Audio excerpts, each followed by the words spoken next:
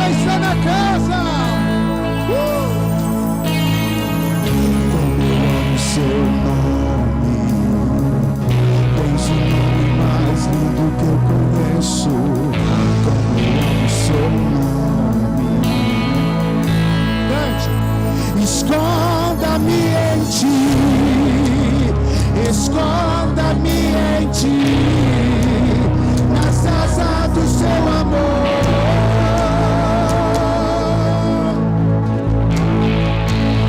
Esconda-me em ti, esconda-me em ti, nas asas do seu amor.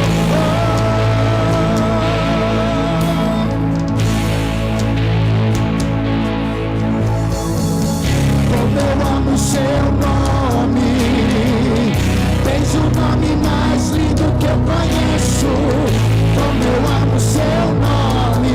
Levante suas mãos e declare nessa noite: como eu amo seu nome, tens o nome mais lindo que eu conheço. Como eu amo seu nome. Aleluia. Como eu amo seu nome, tens o nome mais lindo que eu conheço. Como eu amo seu nome, Jesus. Qual é o som,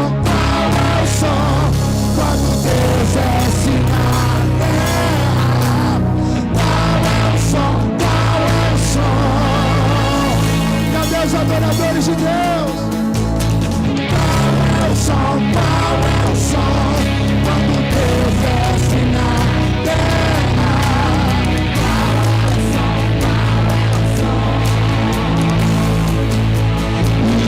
Esse é o som do carpinteiro batendo a porta, do carpinteiro batendo a porta.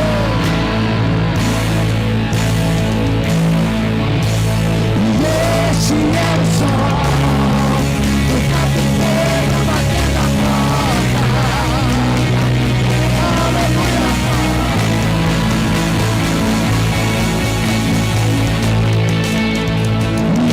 Esse é meu som, quando de dentro eu abro a porta, quando de dentro eu abro a porta. É pra ti, Jesus. Esse é meu som, quando de dentro eu abro a porta, eu abro a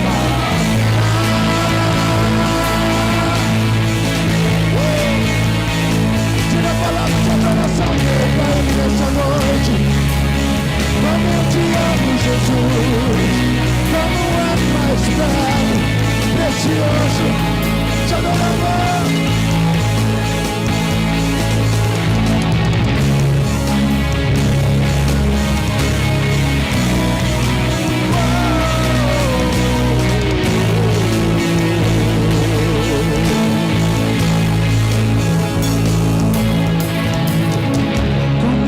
Seu nome, cante. Mais forte, mais poderoso, não há outro igual a Ele. Como eu amo, é pra ti, Jesus.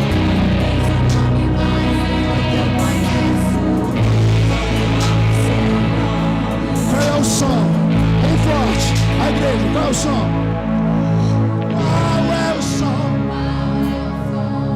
Quando Deus,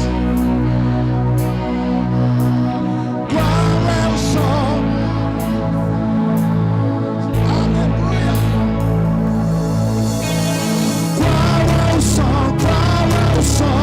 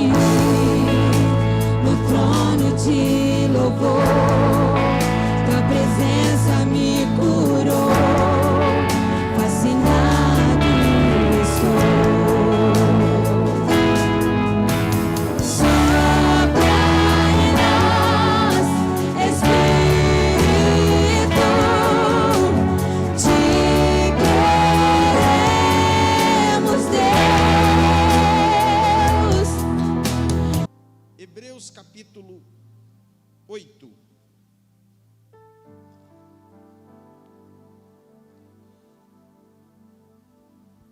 Vamos ler a partir do verso 5. Os quais servem de exemplar e sombra das coisas celestiais, como Moisés divinamente foi avisado, estando já para acabar o tabernáculo, porque lhe foi dito: olha, faze tudo conforme o modelo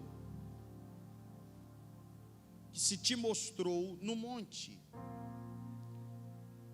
Mas agora alcançou ele ministério tanto mais excelente, quanto é mediador de um melhor concerto, que está confirmado em melhores promessas. Diga amém. Eu queria ler mais um versículo, capítulo 9, verso 11.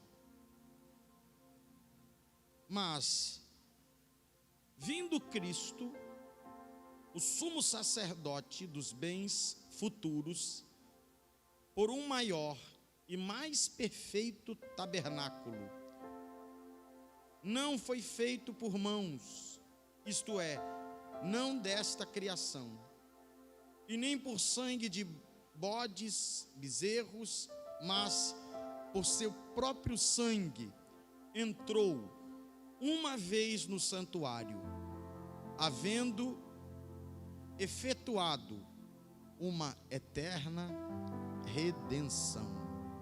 Amém? Amém.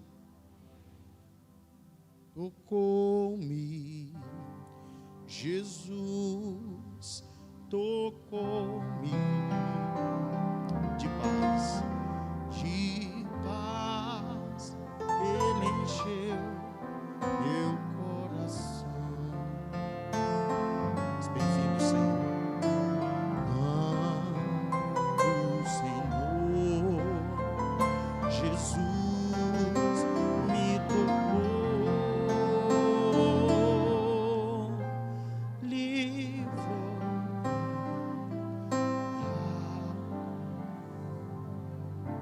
Pela última vez, mais forte que você puder, tocou-me.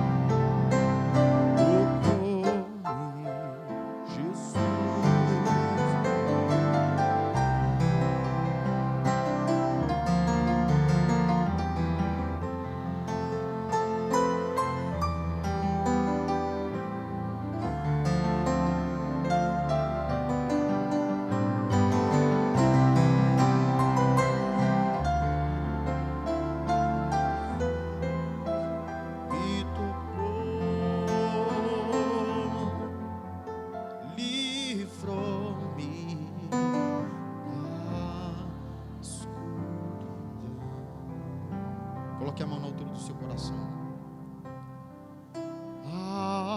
Algemado por um peso, oh, quão triste eu andei. Se essa é a sua história, cante mais forte. Sentir a mão de Cristo.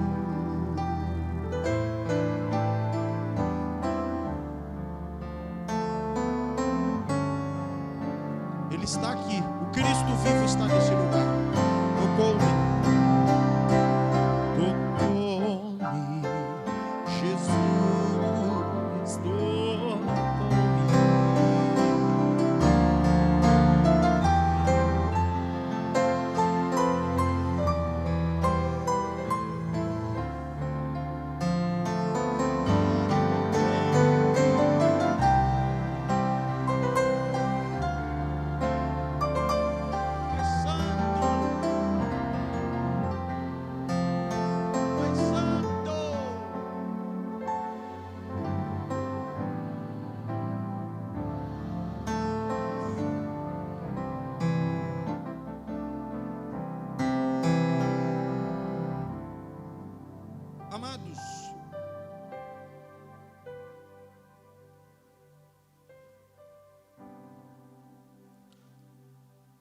um desejo ardente no coração do nosso Deus.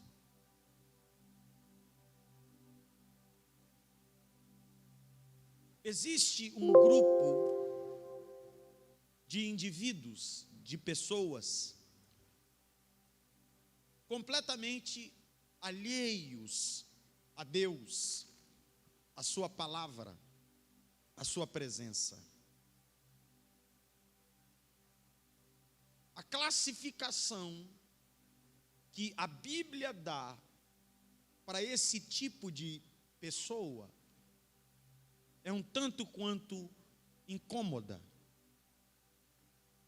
O apóstolo Paulo diz que antes da regeneração ou do novo nascimento, o homem está como que morto em seus pecados e em seus delitos. Mas, apesar dessa categoria de pessoas alheias, indiferentes, não só daqueles que ainda não foram ressuscitados pelo poder do Espírito no novo nascimento, mesmo no nosso meio, existem aqueles que não estão interessados em uma vida profunda com Deus. De maneira muito estranha, eu preciso dizer que há uma classe de pessoas em nosso meio, mesmo essa noite festiva, especial. Existe em nosso meio uma classe de pessoas que são cristãs. O seu nome consta no hall de membros de uma igreja. Elas já passaram pela experiência do batismo. Talvez, de algum modo, elas participem de algum projeto, de algum departamento, desta ou de outra igreja. Mas falta a essas almas, falta a esses corações, o desejo por uma vida mais profunda. Entretanto, para a glória de Deus o Pai, existem aqueles que eu gosto de classificar como almas anelantes, corações desejosos, aqueles que ainda suspiram por uma visitação divina, aqueles que já foram alcançados pela graça de Cristo, mas eles anseiam mais, eles passaram pelo Calvário. No Calvário, eles foram lavados e redimidos pelo sangue de Cristo. Mas essas almas anelantes desejam mais. E depois de passarem pelo Calvário, eles estão na direção do Pentecostes. São famintos, desejosos. Eu convivo com uma insatisfação enorme. Eu me converti aos 6 anos de idade. Aos 8, eu passei pela experiência do batismo com o Espírito Santo. Aos 9, eu comecei a pregar. Aos 12, eu já estava viajando. Há uma insatisfação em meu coração. E de algum modo, a sensação que eu tenho é que enquanto eu viver, haverá essa insatisfação, esse desejo por mais de Deus. E de antemão eu digo aos irmãos que a conversão não é o fim da jornada com Deus. A conversão é o início de uma vida profunda. Agora, para as almas anelantes, para os corações desejosos, para esse grupo de gente eu tenho uma notícia boa essa noite. E a notícia é essa: coração anelante, alma desejosa. Ouça o que o Espírito diz a você esta noite. O desejo do seu coração de ter mais de Deus, de ter mais comunhão com Ele e de conhecê-lo é minúsculo diante do desejo que Ele tem de se revelar a você.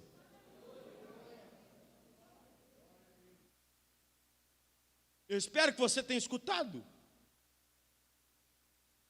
Você já acordou com vontade de orar? Irmão, toda vez que você acordar com vontade de orar, vai! Vai logo! Não é obra da carne, não é obra do diabo. O diabo e nem a carne jamais mandarão alguém orar. Se você tiver com vontade de orar, vai logo. O Eterno está à sua espera. É o Espírito impelindo você. Esse desejo, pastor, de Deus se relacionar conosco, ele pode ser notado em diversos momentos da história bíblica. Eu geralmente destaco 3.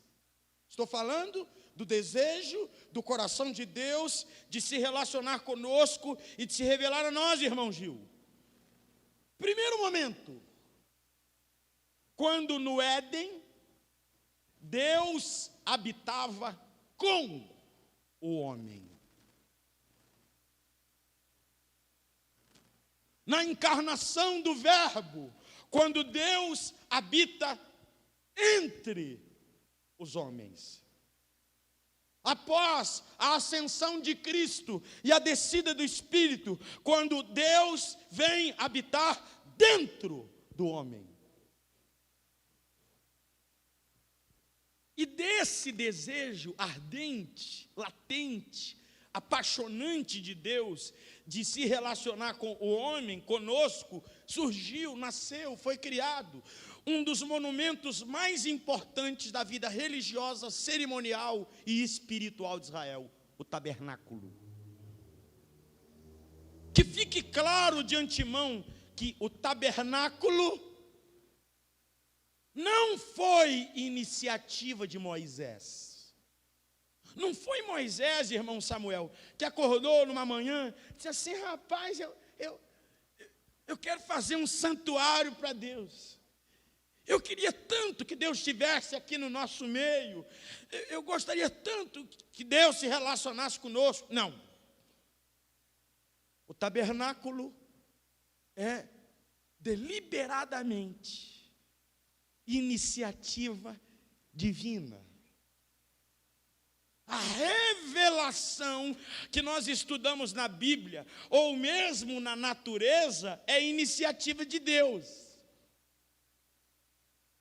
Algumas pessoas definem teologia do seguinte modo: teologia é o estudo de Deus. Eu aceito. Mas se você for analisar ponderadamente sobre o que é teologia, eu aceito, mas é um pouco inapropriado. Porque na teologia, você não é capaz de pegar Deus como se fosse um objeto, colocá-lo num tubo de ensaios e analisá-lo. Não! O que nós estudamos na teologia é a auto-revelação de Deus. Eu não estou jogando fora, ou conversa fora essa noite, eu preciso da sua atenção. Na teologia, nós estudamos aquilo que Deus revelou de si próprio. E mesmo na teologia, há um embate sobre se a essência de Deus foi revelada na autorrevelação. Alguém diz que nem nos atributos de Deus a sua essência é comunicada.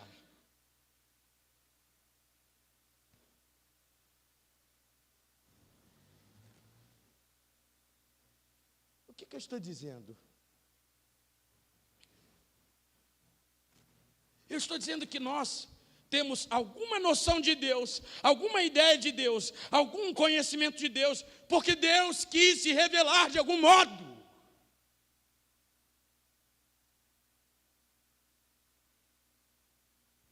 Se Deus não quisesse se revelar, cada um de nós dentro desse salão esta noite viveria sua vidinha sem jamais conceber a ideia do eterno. Mas ele se compadeceu. Ele disse assim: eu vou me revelar. O conhecimento de Deus, a revelação de Deus, a iniciativa de Deus, assim como o tabernáculo. O Senhor diz assim: Moisés, vocês vão me fazer um santuário, para quê? Para que eu habite no meio do povo. O que era o tabernáculo? Olha para cá. O que era o tabernáculo? O tabernáculo era uma tenda. Interessante é que, em alguns momentos, a palavra tabernáculo é usada para designar cômodos específicos do tabernáculo. Algumas vezes, a palavra tabernáculo é usada para designar o santuário todo, total. Mas algumas vezes, a palavra tabernáculo é usada para designar alguns cômodos específicos do tabernáculo, como o lugar santo e o santo dos santos. O tabernáculo era uma tenda móvel, dividida em 3 cômodos. Primeiro, vai, gente, ué, que isso? Quando eu fazer assim, você vai, você fala. Amém? Átrio é muito, né, gente? Que isso? Átrio, isso é muito, né? Rebuscado. Fala aquele lá. Átrio. Segundo cômodo. Lugar. Ué, gente, vocês não estão, as pessoas, você não está falando. 3 cômodos do tabernáculo: o pátio, o lugar santo e o santo dos santos. O tabernáculo era mobiliado por 6 utensílios ou móveis, 6, que estavam exatamente nessa disposição. No pátio estava o altar de sacrifício e a bacia de bronze. Altar de sacrifício, bacia de bronze. No lugar santo, desse jeitinho aqui, estava o candelabro de ouro puro. Em frente ao candelabro estava a mesa dos pães da propiciação. E o último dos objetos no lugar santo era o altar de incenso. Altar de incenso, candelabro de ouro puro, mesa dos pães da propiciação, bacia de bronze e altar de sacrifício. Pátio, lugar santo. Entre o lugar santo e o santo dos santos estava o véu. Um dos elementos mais importantes do tabernáculo. Se você não compreende a importância do véu, você pode perder a representatividade total do tabernáculo. O véu que separava o lugar santo dos santos dos santos. Nesse véu estava bordado a imagem de querubins. Os querubins que estão intimamente ligados à presença de Deus. Bordados do véu que separava o lugar santo do santo dos santos. E depois do véu, você estava no santíssimo lugar. Lembra daquela? No santo dos... Essa aqui, é esse aqui. Ó. Santo, é essa aqui. O santíssimo. Ó, o santíssimo. E o que estava no santíssimo? O mais importante dos 6 objetos. A arca da aliança. O que era a arca da aliança? Era um caixote, um baú. Olha para cá. A Arca da Aliança era um caixote, um baú, com uma tampa chamada propiciatório. E o que estava sob o propiciatório? 2 querubins, cujas asas se tocavam. 2 querubins. Novamente, os querubins estão ligados à presença de Deus.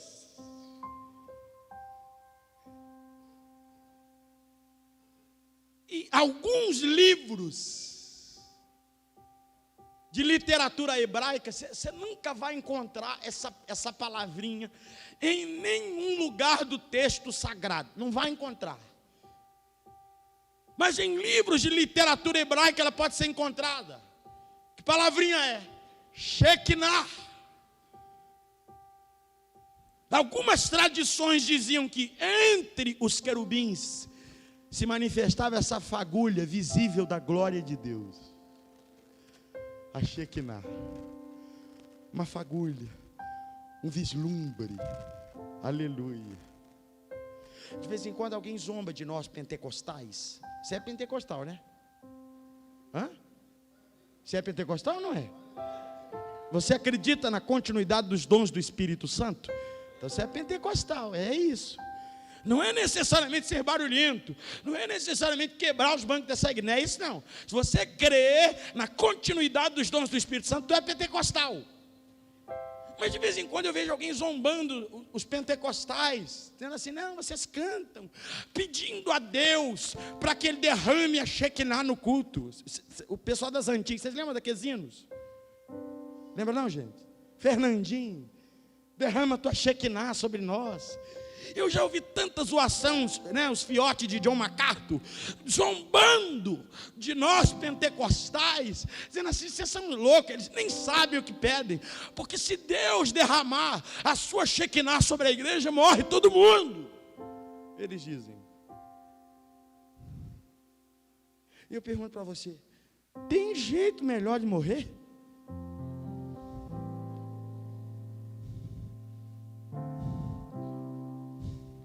Ah, que sonho, irmão, não fala isso que eu já fico querendo. Imagine na minha lápide, imagine os meus filhos vendo escrito lá, morreu de Shekinah. Quem dera se fosse hoje, se fosse agora. Agora, para a tristeza do povo, a Arca da Aliança era privilégio de pouquíssimos. Irmãos, eu queria que você entendesse que a Arca da Aliança é o mais importante de todos os objetos. Se a arca fosse roubada, se a arca fosse tirada, se a arca fosse removida, toda a representatividade do tabernáculo perderia o sentido, se esvaía, tudo convergia para a arca, porque ela representava o próprio Deus. É interessante que quando Deus ordena a formação do tabernáculo, o povo estava peregrinando pelo deserto. Preste atenção, peregrinando. É por isso que tudo no tabernáculo é móvel. Vocês já ouviram falar de Kinder Ovo? Já ouviram alguma vez? Já ou não? É porque eu tenho até um cara que, né? Aquilo vem né? Vem uma lasca de chocolate.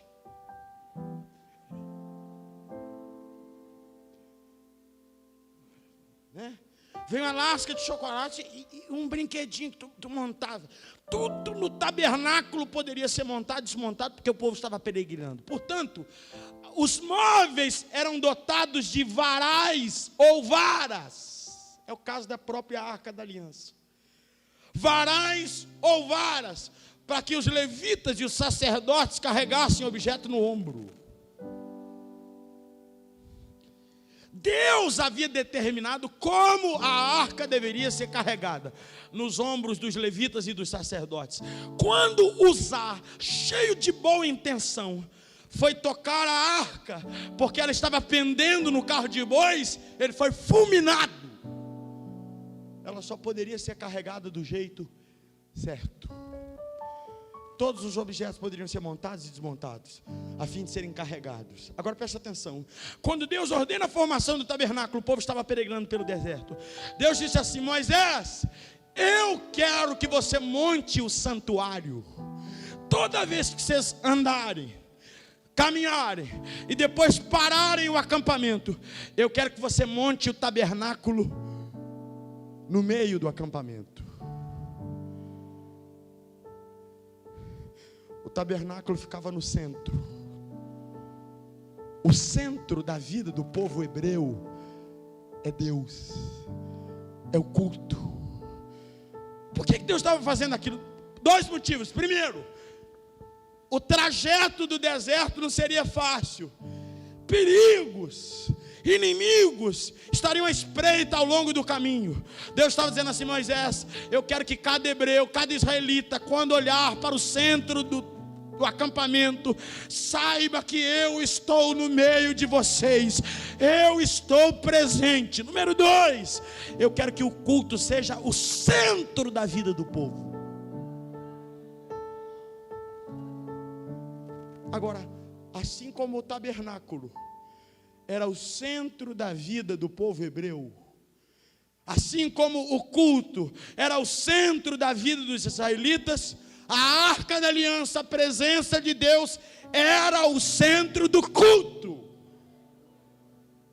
O homem pós-moderno, com a sua mente extremamente secularizada, quando me escuta dizendo que o centro da vida deve ser o culto, ele fica horrorizado, mas é a verdade. Isso está ligado ao propósito original do homem. O homem não foi criado em primeiro lugar para o trabalho. O homem não foi criado em primeiro lugar para a família. O homem foi criado em primeiro lugar para Deus. Tu nos criastes para ti. E a nossa alma só encontra descanso quando em ti estiveres. Aleluia. O centro da vida do povo era o culto, e o centro do culto era a presença de Deus. Qual é o maior problema da igreja brasileira? Eu poderia citar vários, eu vou citar um. Um dos grandes problemas da igreja brasileira são as celebridades. A igreja brasileira está saturada de gente importante. Eu não consigo assistir um vídeo de show gospel, não consigo. Gritinhos histéricos, assovio. Eles são chamados de estrelas da música gospel. Não há nenhum paralelo nas páginas do texto sagrado. Pastor André, os nossos antepassados, os nossos pais, os apóstolos, rejeitavam qualquer tipo de veneração. Pedro disse na casa de Cornélio: levantai, porque eu também sou homem. Agora não, de vez em quando eu vejo videozinhos de pregação no YouTube, eles estão assim, ó. Enquanto os nossos pais rejeitavam a adoração, hoje as pessoas promovem. Está assim: a mensagem que abalou São Paulo.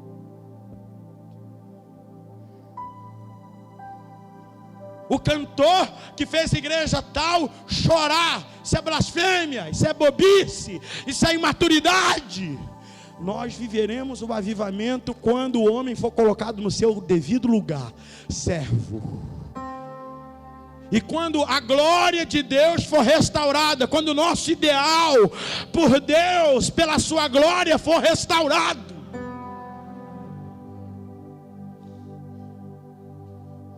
Nós precisamos rever as nossas referências.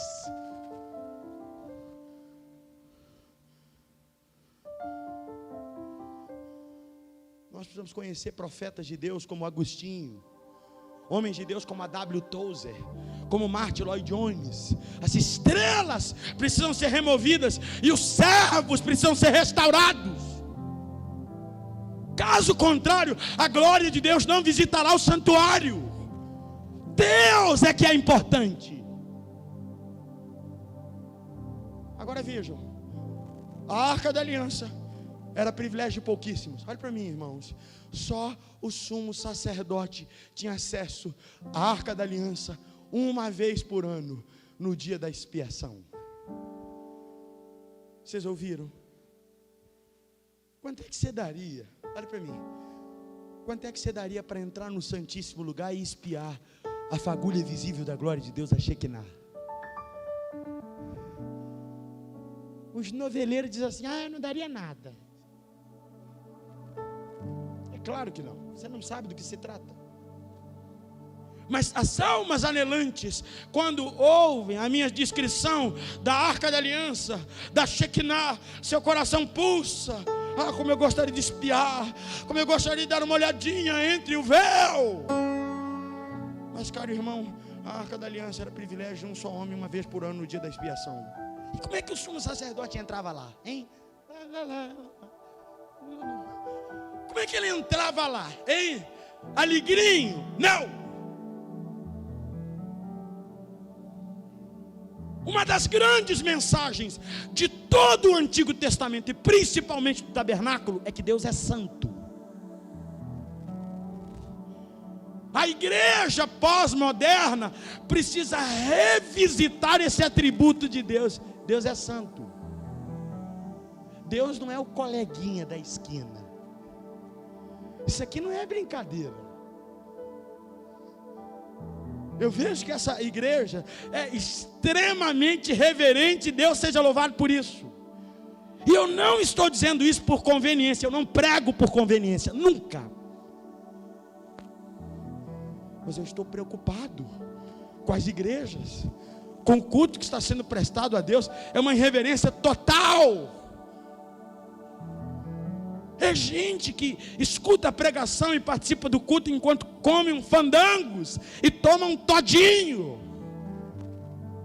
É gente que tem a coragem de mexer na porcaria do celular enquanto o culto está começando. É gente que tem coragem de transitar no momento do louvor, da adoração, da palavra, como se não estivesse na presença do Deus Santo. Tem uma coisa que eu abomino. A nossa igreja tem o hábito de colocar os obreiros no púlpito. Eles podiam acabar com esse ato. Podiam. E não pense que eu estou falando isso porque eu estou aqui. Eu falo aqui lá. Porque tem uns que dormem.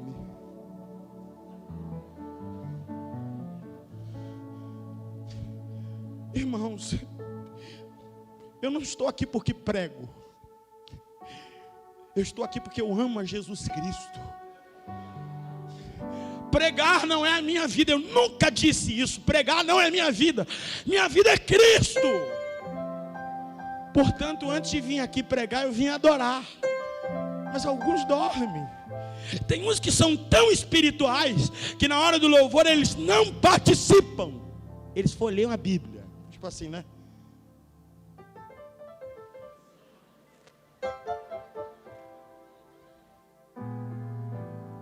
Faltou uma bata branca, um guarda-pó branco, asas. Ninguém está acima do culto. Nada está acima do culto. Quando Deus está sendo adorado, nós precisamos adorá-lo. Quando Deus está no seu santo templo, nós devemos nos calar e só abrir a boca para adorá-lo.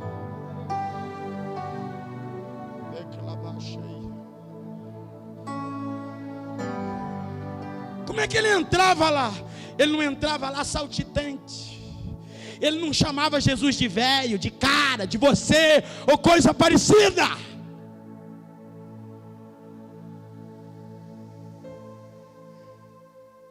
Nós precisamos recuperar o temor pelo Santíssimo. O ímpio deve chegar no meio de nós e deve dizer assim: Deus realmente está nesse lugar. Reclamaia. Tem gente que diz assim: não, nós amamos Jesus de cara, de você, de velho. É porque nós somos íntimos dele. Não ora 10 minutos por dia e acha que é íntimo de Deus. Quando você olha para a Bíblia, você encara a verdade de que quem mais conheceu a Deus, mais o temeu, mais o reverenciou. Irmão, uma coisa é quando um boca aberta, não tem outro nome para dar para esse pessoal, tira uma selfie assim no monte, assim, e coloca assim, amigo de Deus, no Santo dos Santos agora, coloque o seu nome. Uma coisa é quando um boca aberta diz que é amigo de Deus, outra coisa é quando Deus diz assim: fulano é meu amigo. Deus disse assim: Abraão é amigo meu, eu conheço ele. Mas quando ele vai interceder a Deus por Ló, porque quando ele descobre que Sodoma será destruída, ele lembra que tinha um sobrinho desviado lá. Ele dizia: eu tenho um sobrinho desviado lá. Aí ele vai interceder por ele. Abraão não chega assim: e aí, Deus, qual é que é?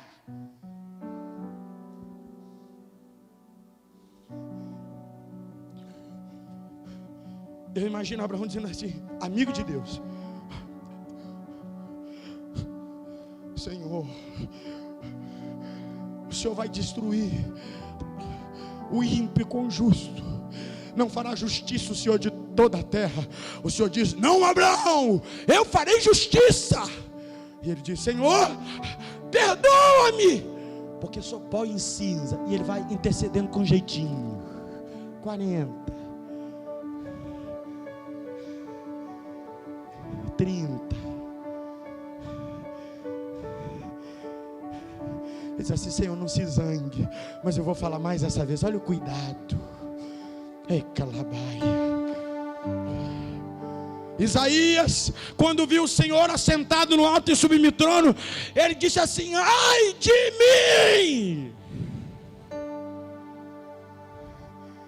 É o que você diz quando você vê a face de Deus.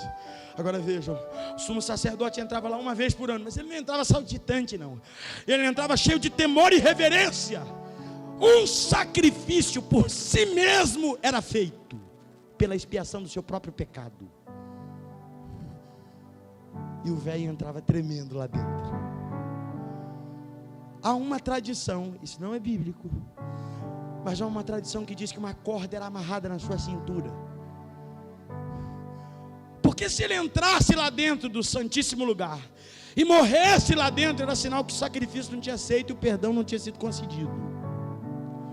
Porque o sangue, o sacrifício do dia da expiação anual, o sangue desse sacrifício era aspergido sobre o altar, sobre o propiciatório, sobre aquela tampa. Vocês percebem a mensagem da santidade de Deus o tempo todo? Nos detalhes. Quando Deus ordena a criação do tabernáculo, Ele diz assim: Moisés, eu quero que você faça exatamente do jeito que eu te mostrar. É nos detalhes, os rituais, a pureza das coisas, o próprio sacrifício, o véu, os querubins, tudo falava da santidade de Deus. Cuidado, você está na presença dEle. Essa é uma das grandes mensagens. Santidade, pureza. Mas se o sacrifício não fosse aceito, segundo essa tradição, o sumo sacerdote morria lá dentro e puxavam o seu cadáver. Imagina se ele morre lá, o sacrifício não foi aceito. Quem seria o macho para ir lá buscar o sacrifício? O homem morto, o sumo sacerdote. Quem entraria lá para ser o segundo morto do dia? Então a corda era para puxar o cadáver.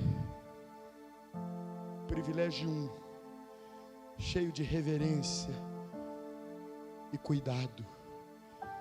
Agora, por que o Santo dos Santos era privilégio de um homem? Essencialmente por causa do véu. O véu que separava. O véu da separação. O que tinha no véu? O que tinha no véu? Querubins, que estão ligados ao quê? A santa presença de Deus. Quem é que fez esse véu?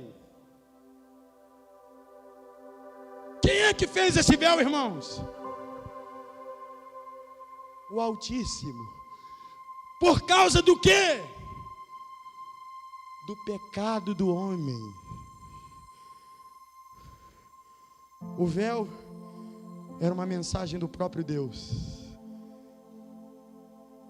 Qual era a mensagem do véu? Não passe daqui, mortal. Não te achegue para cá, homem mortal. O teu pecado te separa de Deus. Não venha, não ultrapassa. Você não é digno. Quando eu olho para o véu e para os querubins, irmão Gil, eu me lembro daquilo que os teólogos chamam de pecado original, a queda. O pecado condenou toda a humanidade ao afastamento divino. Quando o pecado acontece, o homem é expulso da presença de Deus. Uma espada flamejante que se revolvia guardava o caminho, e 2 querubins estavam na entrada do caminho. Os querubins guardavam o caminho, e a mensagem era justamente essa: não se achegue, homem, diante de Deus, ou você morrerá.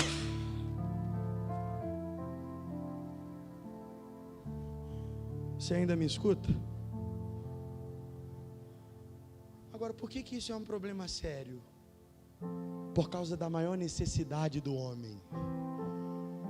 Qual é o nosso propósito? Qual é a nossa origem?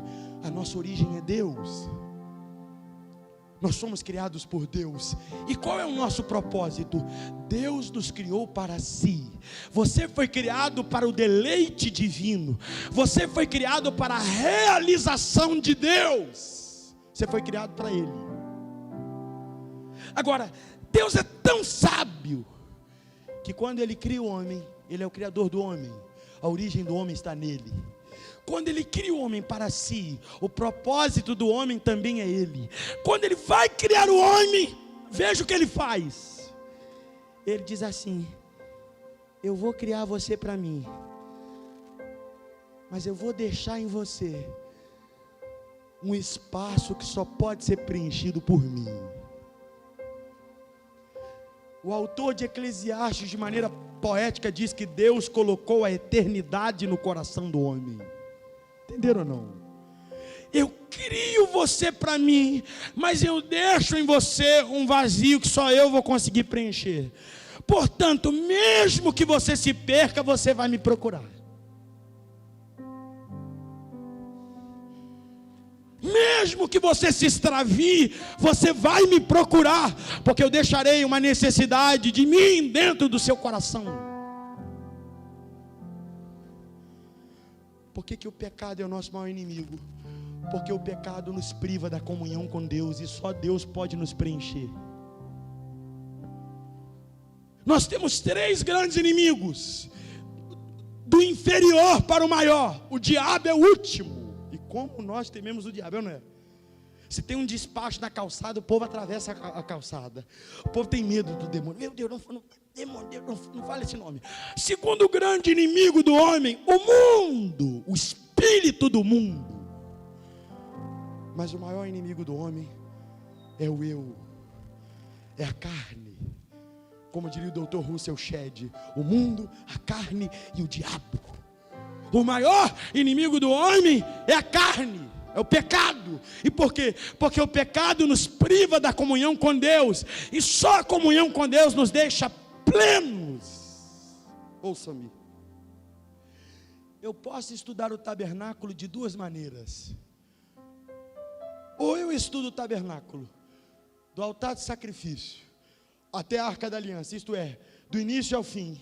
Ou eu estudo o tabernáculo da Arca da Aliança até o altar de sacrifício, isto é, do fim para o começo. Na verdade, essas 2 formas de estudo falam de 2 caminhos.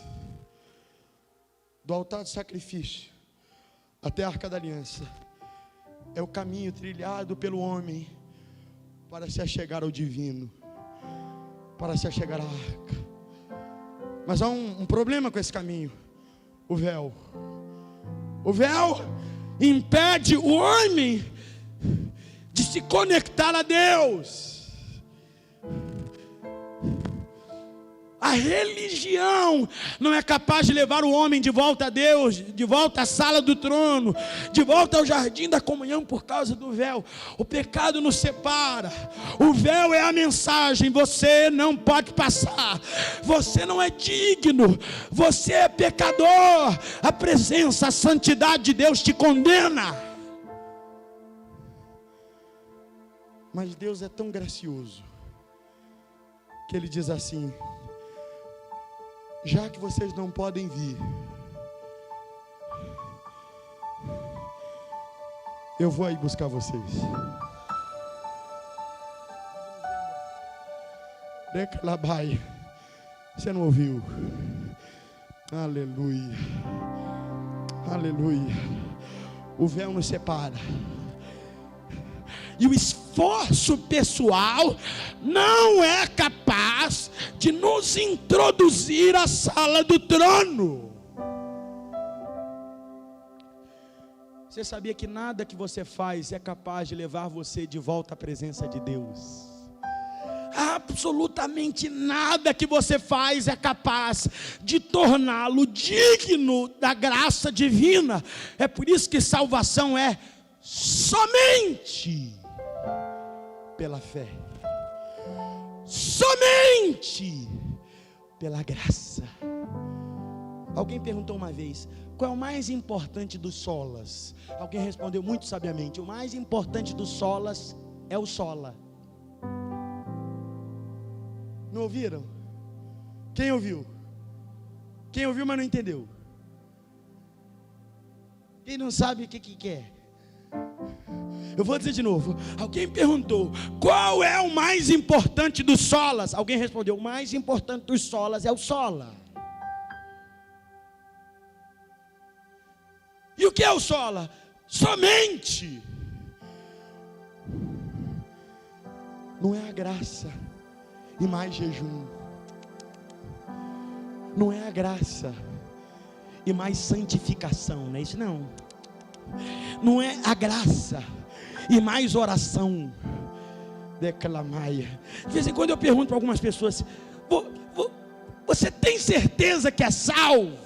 Mais da metade diz assim: não sei, só Deus sabe. Né? Tem um hino da harpa que é assim: já sei, comprado com sangue eu sou. Já sei. Mas o povo devia cantar assim: talvez.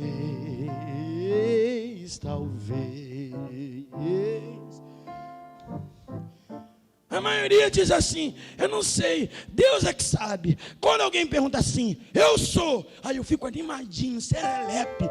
Aí eu faço a segunda pergunta: por quê? A maioria dessa galera que diz eu sei, eu sou, diz assim: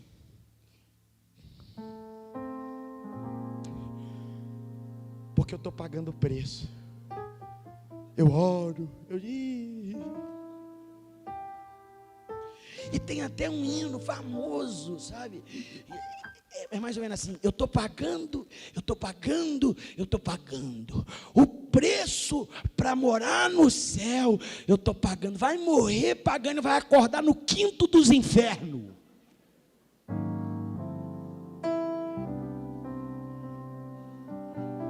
Quem canta e crê numa bobagem dessa, que está pagando o preço para morar no céu, não sabe qual é a gravidade do pecado. Declabai. Você sabe o que é a cruz de Deus? Você sabe o que é a cruz de Cristo? Tem para dizer para você? A cruz de Cristo te diz o seguinte: Deus é santo. A cruz de Cristo diz o seguinte: você é pecador. Declabai. A cruz de Cristo condena a salvação por obras. A cruz de Cristo condena o espiritismo. Eles dizem o quê? Eu encarno, morro, encarno, e aí eu vou melhorando.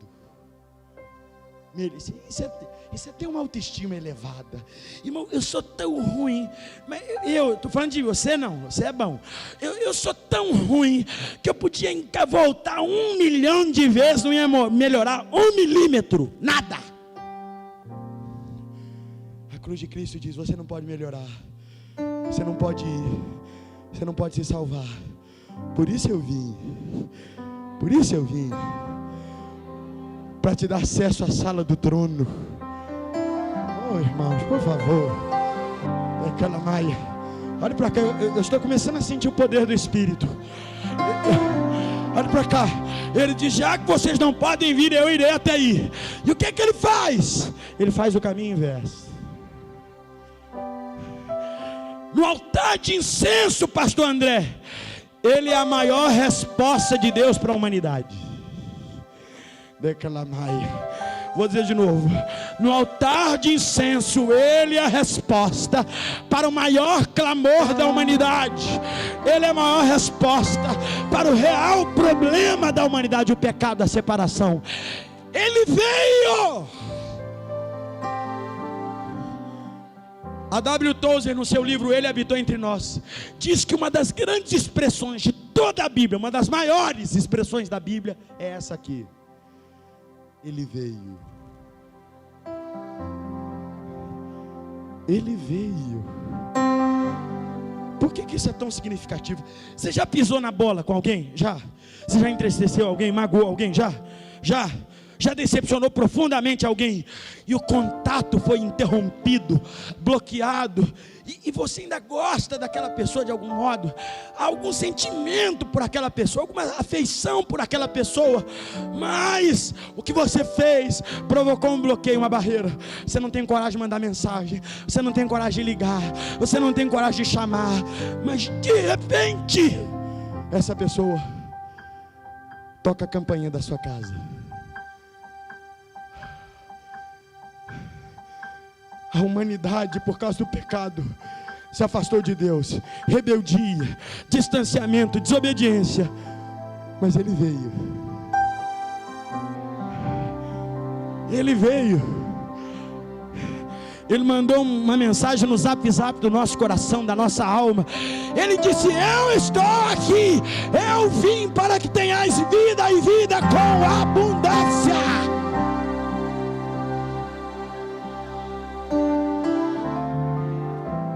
No altar de sacrifício, ou no altar de incenso, ele é a maior resposta de Deus à humanidade. No candelabro de ouro puro, ele é a luz do mundo. Na mesa dos pães da propiciação, ele é o pão vivo que desceu do céu. Irmão, só glorifica escutando isso quem já foi saciado por Ele, quem já foi iluminado por Ele. Você lembra quem você era antes de Cristo Jesus? Você se lembra da sua alma faminta, de barzinho em barzinho, de relacionamento em relacionamento, mas o pão vivo que desceu do céu saciou a tua alma, te deu alegria verdadeira. Você não sabia quem era, você não sabia para onde estava indo, mas Ele diz assim: segura na minha mão, eu vou te guiar, eu vou conduzir você. Ah, que coisa linda, Jesus está nesse lugar. Oriaclaia, Choriabai. E na bacia de bronze, a sua palavra, o seu sangue, purifica a tua alma, lava o teu coração, te faz uma nova criatura. Cadê os nascidos de novo nesse lugar? Cadê os nascidos de novo nesse lugar? Mas não acabou não. Os teólogos chamam a obra de Cristo de humilhação progressiva. Eu vou terminar aqui.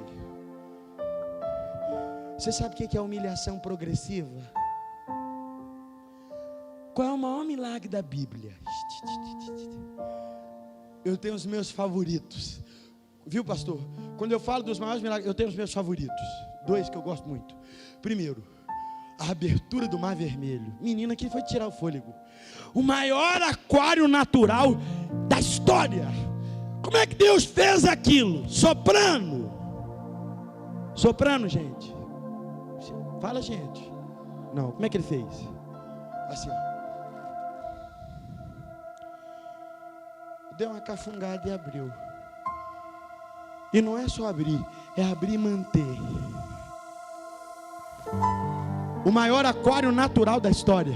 Imagina um moleque hebreu passando no meio do mar e vendo os peixes nadarem ao seu lado. Ele andando e dizendo: mamãe, a baleia. A mãe dizia: vai, menino, porque Faraó vem atrás. Vai vendo e andando. Meu segundo preferido, a ressurreição de Lázaro. Ah, aquilo foi louco. A ressurreição de Lázaro é muito mais do que o espírito, a alma voltar ao corpo. A ressurreição de Lázaro tem a ver com a reconstituição da matéria.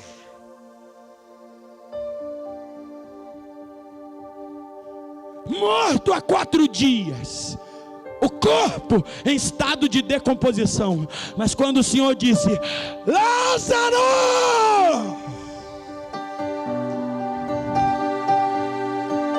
a matéria, a célula morta teve que se virar. Reclamai. Se Ele criou tudo do nada, Ele pode fazer qualquer coisa da matéria morta, da célula morta, do corpo morto. Lázaro! Mas o maior milagre da Bíblia não é esse. Qual é o maior milagre da Bíblia? Não vai ficar decepcionado, hein? O maior milagre da Bíblia é a encarnação do Verbo. Tem uns que ficam assim, dá para ver na cara, sabe? Tipo assim: ah, eu preferi o do Lázaro.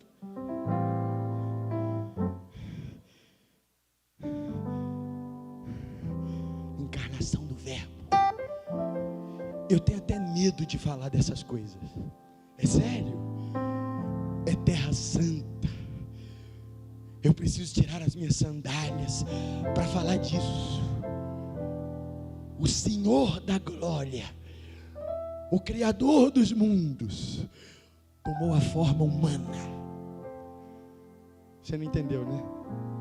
Será que eu preciso advogar da importância de Deus e da natureza de Deus? Quem Deus é? Eterno, autossuficiente, absoluto, Criador, sustentador, santo, onipotente, onisciente, onipresente. Shalaklabahai, Lorebra Glória Bahalamai. É o Senhor. A nossa noção de céu, irmão, é em cima, é ou não é? Sim ou não? Quando fala em céu, o pescocinho da gente, é ou não é? Faz assim, automaticamente. Mas a Escritura diz que Ele se dobra para ver os céus. A noção de céu de Deus é embaixo. Ele se curva para ver os céus. Você já viu o que ele diz para Jó?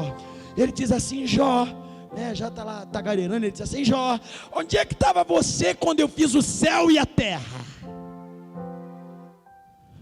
Mais na frente ele diz assim: Jó, eu sou aquele que digo à erva brota e ela brota, eu digo a ela murcha e ela com o sopro da minha boca se congela. Não satisfeito, ele diz assim: Jó, eu sou aquele que chama os raios pelos seus nomes, eles se apresentam a mim, batem continência e dizem: eis-nos aqui, Jeová.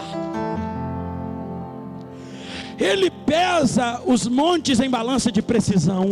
Toda a água do planeta cabe na concha da palma da sua mão. Todas as nações da terra são como um pingo d'água que cai num balde diante dele. E o Senhor da glória se revestiu de carne. E por que é a humilhação progressiva? Porque ele não se contentou em vir. Ele veio e se humilhou. Mas enquanto esteve aqui, ele foi se humilhando mais.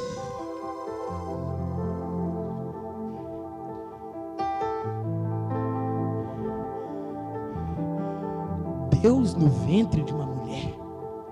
Isso não te deixa apavorado? Eu não sei o que aconteceu no ventre de Maria, mas eu sei que foi glorioso.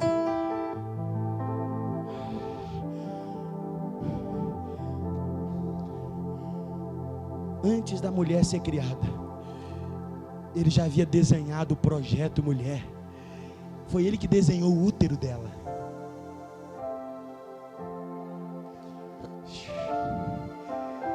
E o design do útero e de todo o universo fica lá 9 meses no ventre da menina Maria. Humilhação progressiva. Nasce numa manjedoura. Se deixa ser circuncidado. É apresentado no templo. Isso é humilhação progressiva. É batizado. O João entendeu. João disse: Senhor, eu preciso ser batizado por ti. E tu vens a mim. Ele diz: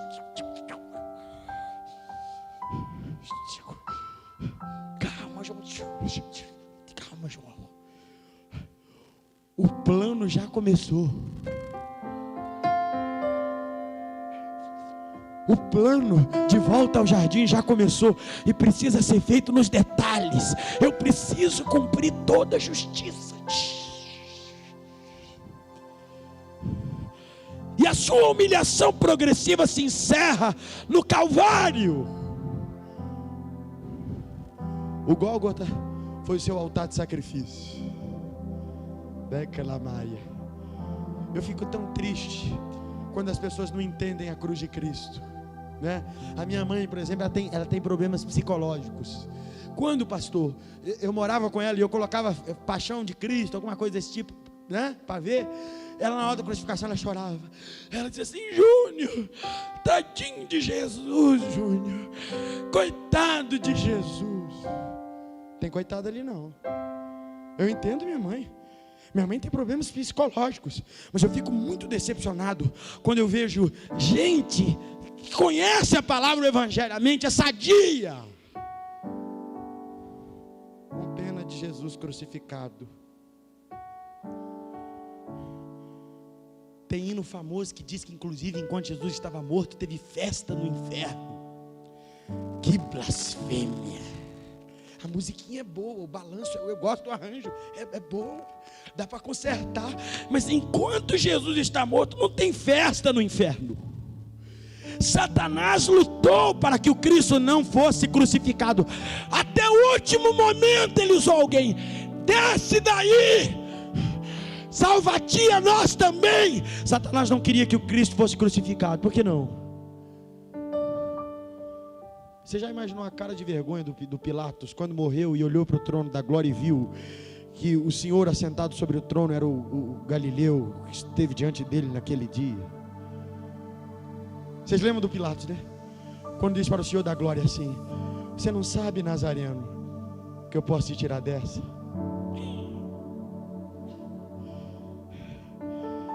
Ele diz assim: ô Pilatos, eu estou aqui porque quero. Eu vou morrer porque quero. No alto do Gólgota, no altar de sacrifício, ele deu o brado dos brados, o maior grito. Ele disse: Pai, em tuas mãos entrego o meu espírito. Está consumado. Você sabe o que está consumado significa? Está consumado não foi um grito de clemência, de misericórdia. Está consumado não foi: me tirem daqui, não. Está consumado fez Lúcifer tremer no inferno. Está consumado ecoou na eternidade.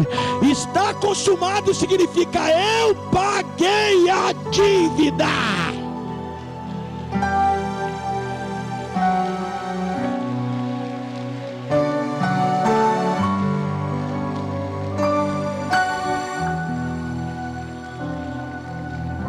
Você lembra da vendinha do Sozé? Você lembra?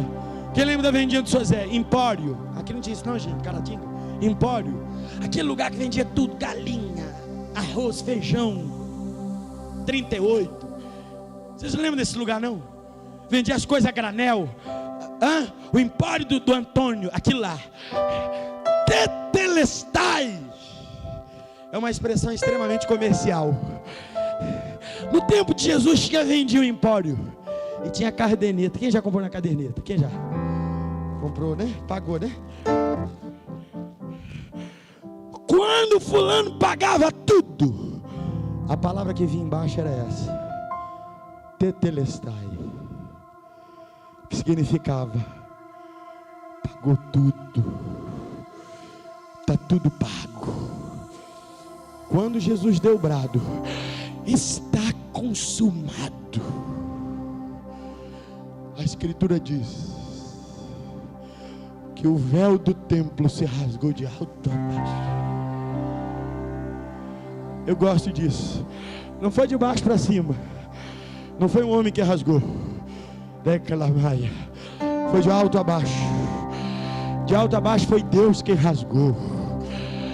E quando ele rasga o véu, ele estava dizendo basicamente duas coisas: eu aceito o pagamento.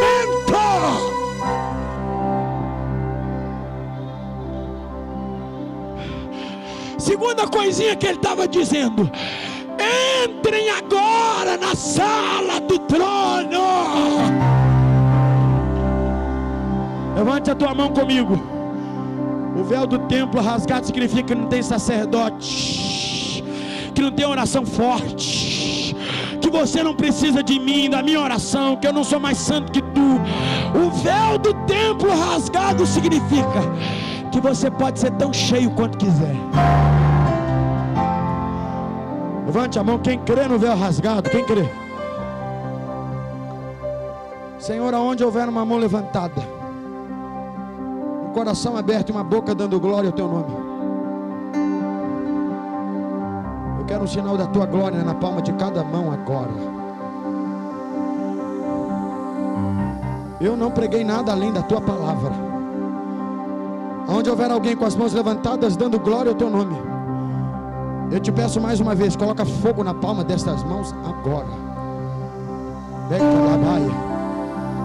Ô Nemaia,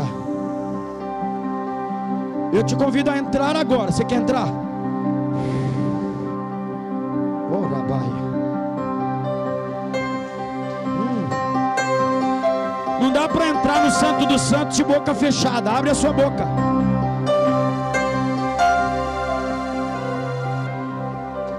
Não dá para entrar no Santo dos Santos de boca fechada, de cara amarrada.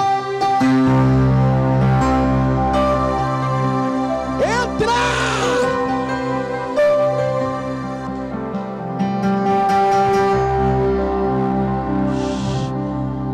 Onde estão jovens que querem entrar no Santíssimo?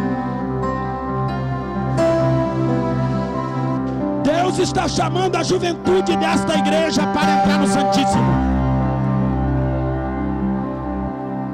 Solta um glória a Deus na cara da frieza espiritual agora, jovem.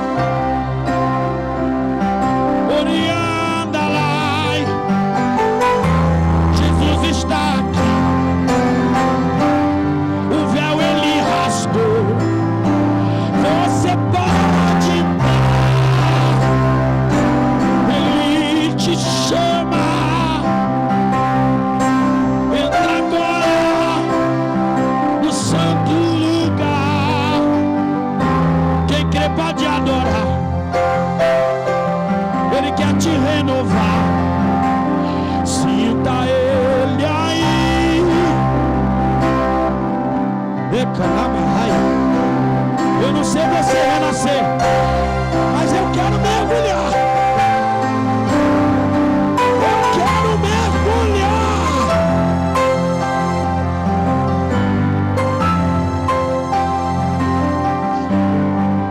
Levante as suas mãos comigo agora. Senhor, coloque brasas de fogo na palma dessas mãos agora. Rege um coral de línguas estranhas no nosso meio, Espírito Santo. Você quer entrar?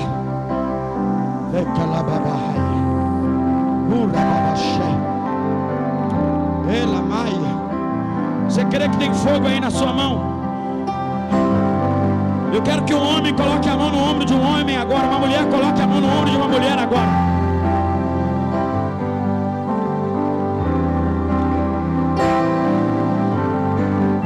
Vena Maia. Eu quero entrar. Eu quero entrar. Eu quero entrar. Então entra. Eu quero entrar. Cheio.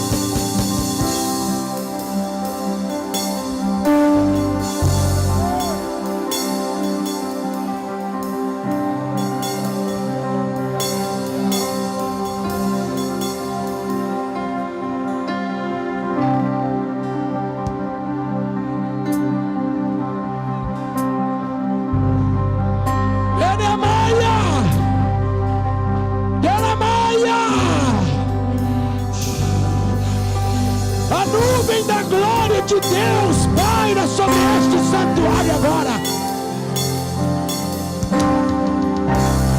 Aonde houver alguém batizado com fogo, receba agora renovo. Agora, agora, agora, agora.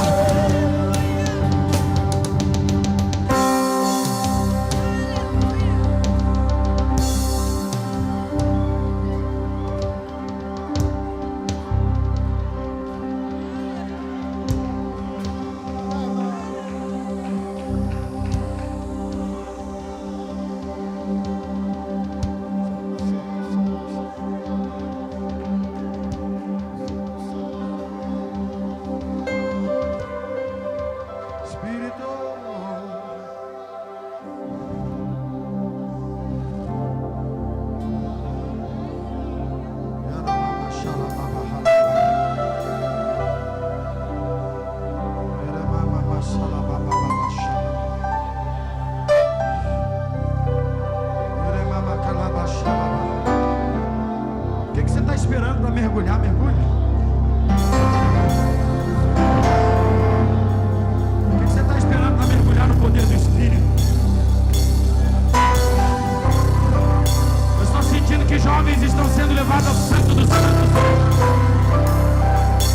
Você tem coragem de abrir a sua boca e soltar um glória a Deus na cara do inferno agora? Você que está aí atrás, recebe aí, ó. Você que está aí atrás, recebe aí, ó.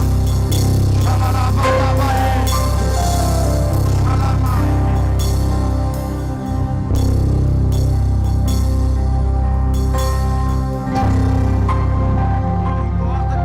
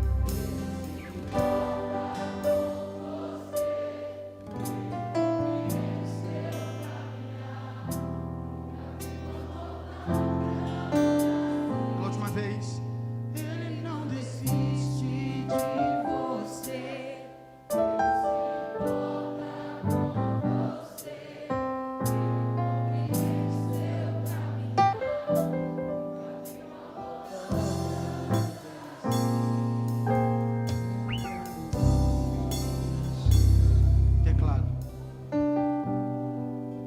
Com você de pé só um minuto.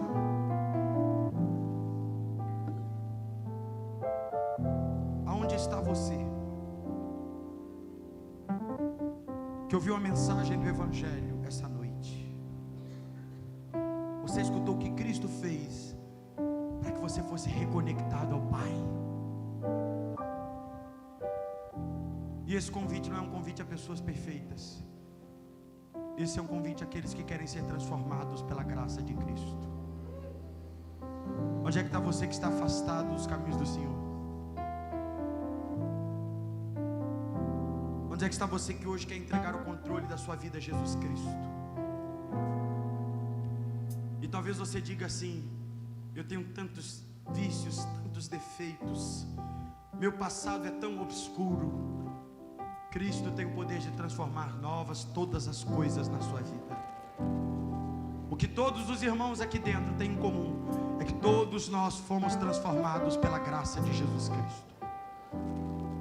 Cadê você que entrou aqui hoje sem a certeza da salvação da sua alma? Você ama Jesus, você sabe que é amado por Ele, mas você sabe que te falta uma aliança, um compromisso. Jesus está chamando você agora. Eu não quero saber se você é filho de crente, se você é esposa de crente, marido de crente. A questão hoje é: você é salvo? Você quer entregar o controle da sua vida a Jesus? A presença que você sentiu essa noite quer voltar com você para casa, quer transformar a sua vida. Onde está você que hoje vai aceitar a Jesus ou se reconciliar? Dê um sinal assim com a sua mão. Cristo está aqui. Ele rasgou o véu, Ele abriu o caminho. Eu vejo uma mão levantada ali atrás. Aleluia, aleluia. Eu quero propor um desafio para essa igreja. Eu quero propor um desafio para a Igreja Batista Renascer. Você tem coragem de convidar a pessoa que está do seu lado para vir à frente? Talvez ela está sozinha, está acanhada, está com medo, está insegura. Talvez Satanás está colocando setas na mente dela. Mas você vai fazer o papel do evangelista aqui dentro. Pergunta para ela: você quer que eu te acompanhe até lá? Você tem coragem de convidar a pessoa que está atrás de você na sua frente para vir receber o Cristo vivo? Você tem? Aleluia, aleluia, aleluia.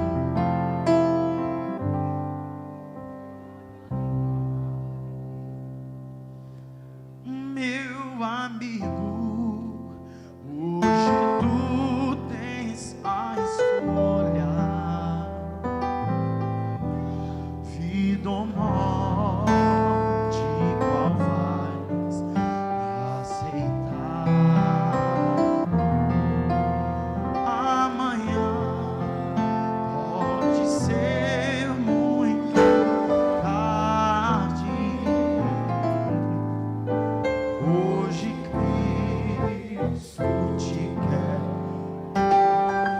tem alguém aí para se entregar a Cristo. A paz que você procura, a satisfação que você procura, você só vai encontrar em Jesus.